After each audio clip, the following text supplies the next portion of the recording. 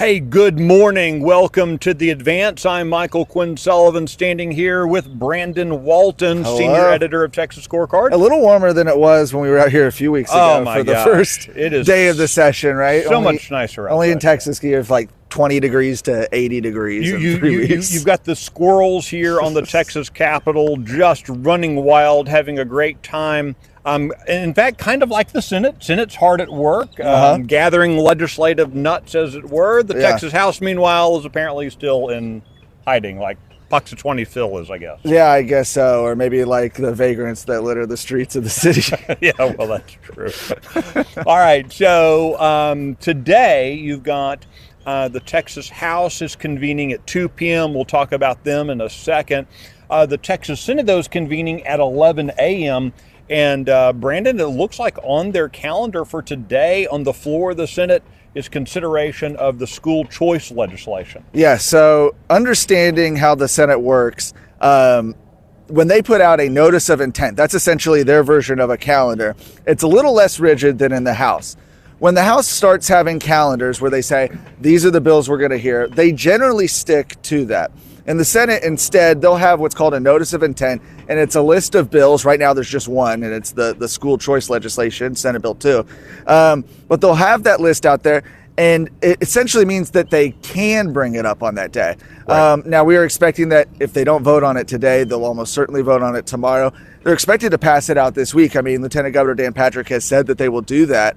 And I think that this is probably, I'd have to really look back, but this seems like record time for the Senate in actually pushing legislation and moving it over to the House, a chamber that has not been slow the last few sessions. Right, and so not only is the school choice legislation moving, but in the committees they're going to they've already been meeting talking about the state budget, and in the Texas Senate they're this week probably going to be hearing legislation in committee about the governor's push for bail reform. Yeah. Now this is different than the bail reform that we've heard in the past. You go back 5 years ago, 6 years ago, the big push in bail reform was to get rid of cash bail, essentially let people out if they just promise that they will come back. That hadn't worked out too well, particularly looking in Harris County, places like that. So the governor is pushing for the legislature to reform bail in the forms of denying bail to individuals who've committed crimes against children, and other strengthening of the bail system. Yeah, essentially keeping violent criminals off the streets. I mean, what a concept, right? And yet, this is actually a pretty marked change from what we've seen. The conversations, like you mentioned, I remember 6 years ago, I think it was, in the House when the big bail reform discussion was about essentially a jailbreak, was how can we let more offenders out onto the street? Instead, you had Governor Greg Abbott at his State of the State address on Sunday saying, no, we want to keep violent criminals off the street. And you've already had in the Senate, I believe Senator Joan Huffman file a few different pieces of legislation that applied to this item, and they're going to be taking those up in committee next week. It's important to note, we had the State of the State address on Sunday. That means that from now forward, actually from Sunday evening forward, all of the items that Governor Abbott put on that list, you can see that list up at Texas Scorecard. We won't list them all out, but any of those items can now be voted on. They now can move through the process, whereas everything else has to wait until the 60th day of the session. And again, when you say move through the process, you mean pass out of the Texas Senate, pass out of the Texas House, conference committees, and send that legislation theoretically. Now, this isn't going to happen, but theoretically, you could have legislation, 7 or as many more as necessary, because there are 7 priorities. You could have 7, 20, 25 pieces of legislation on the governor's desk before the 60th day. Again, that's not going to happen, but constitutionally that could happen. Absolutely. Nothing stopping them from doing that now, except for the fact that in the House, they still haven't really organized themselves yet. We still don't have committees in the Texas House. There's still discussion over whether or not they can do a lot of the things they want to do, given that they didn't pass a housekeeping resolution. But in any case, some people thought they'd have committees last week. They don't have them. Excuse me. And people are going to be looking. They're only here for 3 days this week. Yeah, so the Texas House gavels in at 2 p.m. today. They'll do prayers, pledges, probably recognize some people, and there's really nothing else on their calendar. I suspect that we will continue to see conservative, reform-minded legislators asking Dustin Burrows, the Speaker of the House, questions about the lack of movement and progress. They're going to gavel in at 10 a.m. Wednesday and Thursday. Again, prayers, pledges, introductions of people who might be in the gallery, and then they're going home they're already planning on a 4-day weekend for this coming weekend. In the past, you saw speakers of the House release their committees on the day before a long weekend. That way people could go home and be angry about not getting on the underwater basket weaving committee or being put on the underwater basket committee, as the case may be. That way they would be angry at home and not angry on the floor of the Texas House. Yeah, which makes sense, right? We've heard that, right? That's why you fire people on a Friday.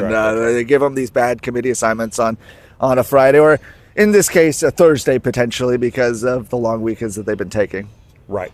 Okay, so we've been we're asking folks to send in their questions. We've got a couple of good questions for today. Carl asks, how does not appointing committees quickly help the Democrats?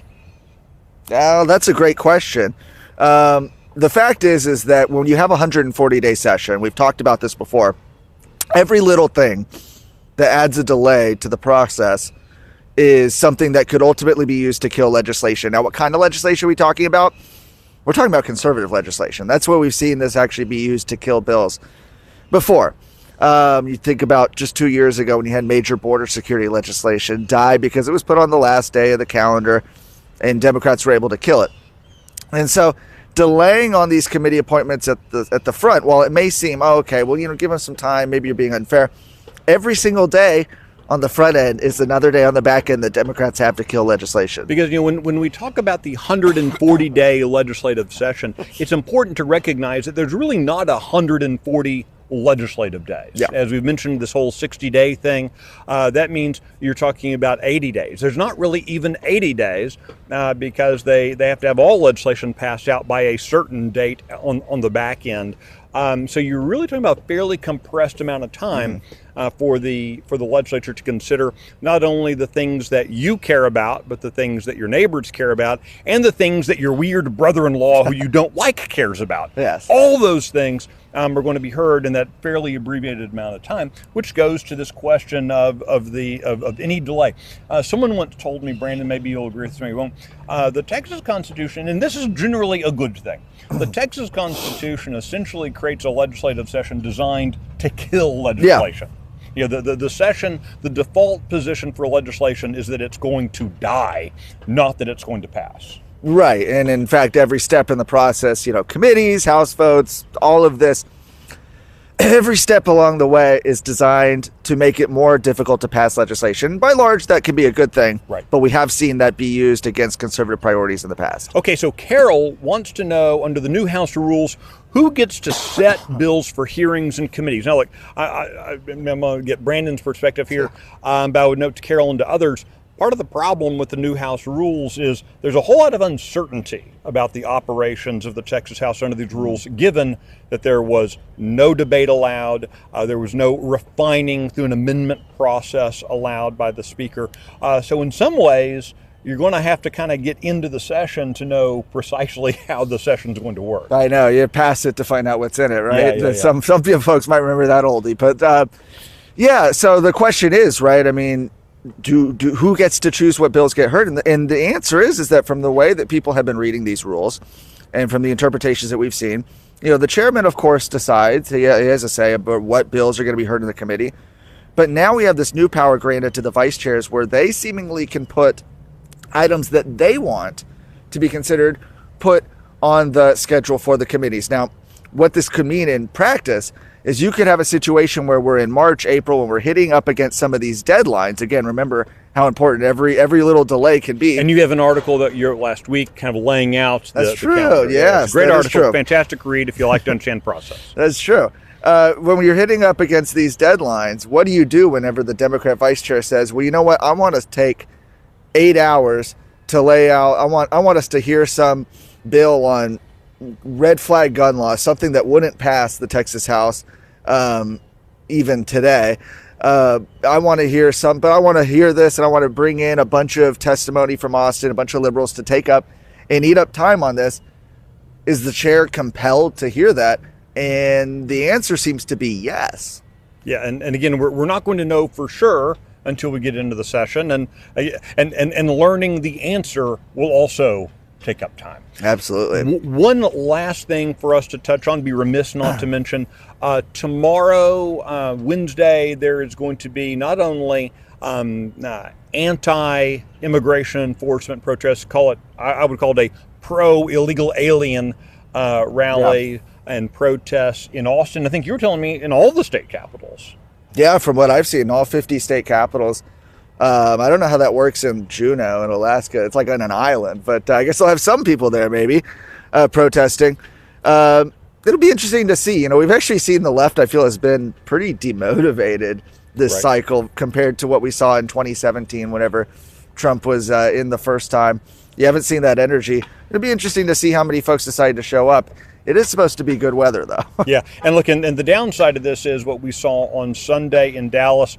Sarah Gonzalez, who of course has Come and Take It here on Texas Scorecard, and then has a show on The Blaze, surrounded, threatened by these protesters. So you know, look, this is a very weird time. So if you're going to be in downtown Austin tomorrow, just make sure you know what's going on. If you're planning on visiting the Capitol tomorrow, make sure you know that's going on. Absolutely. I'll make plans to visit as well, I think, and maybe check it out. So, exactly. Excellent. Well, thank you so much for joining us. I need to grab some water before I die over here from coughing. But thank you for checking us out. We're going to be here, same spot at the Capitol next Tuesday, talking about what's ahead here on The Advance. And as always, you can check out all of our stories on the legislature and everything else going on in Texas at TexasScorecard.com. Thanks for joining.